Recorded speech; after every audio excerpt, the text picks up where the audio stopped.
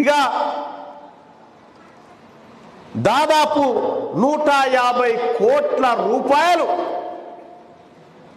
దొంగతనంగా finance company రూపంలో పెట్టి ఇక్కడ దోపిడీ చేసిర్రు. ఈ 150 కోట్ల రూపాయలు ఒక్క పైసా వదిలిపెట్టనని చెప్తా ఉన్నా. ఒక్క పైసా వదిలిపెట్టకుండా ఎట్లా గుంజుకరావన్నో మాకెరికే, ఎక్కడి నుంచి గుంజుకరావన్నో మాకెరికే. దానికి త్వరలోనే కార్యాచరణ ఇస్తా. దాని ప్రకారం మనం ముందుకు పోదాం.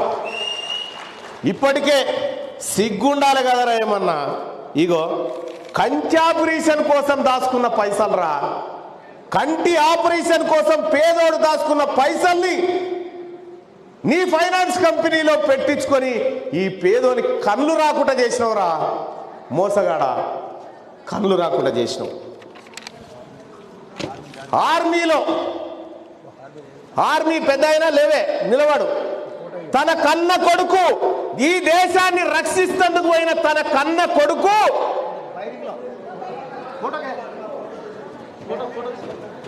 ఆ కన్న కొడుకు, వాళ్ళ కన్న కొడుకు ఈ నాగర్ కర్నూలు నుంచి తన కొడుకును కానీ దేశం రక్షణ కోసం పంపిస్తే ఆడ ఈ దేశాన్ని రక్షించే కాడ వాళ్ళ కొడుకు తన జీవితాన్ని వదిలిపెట్టి తూటాలకు బలైపోతే ఈ భారతదేశం ఇచ్చినటువంటి 35 లక్షల రూపాయలు ఈ దొంగ ఫైనాన్స్ కంపెనీడు వాళ్ళ దాంట్లో పెట్టుకొని ఇలా నేను ఇయ్యను పో అని చెప్తా ఉన్నాడంటే మీకు ఎంత ఫకరు, ఎక్కడి నుంచి వచ్చిందిరా మీకు ఈ ధైర్యం?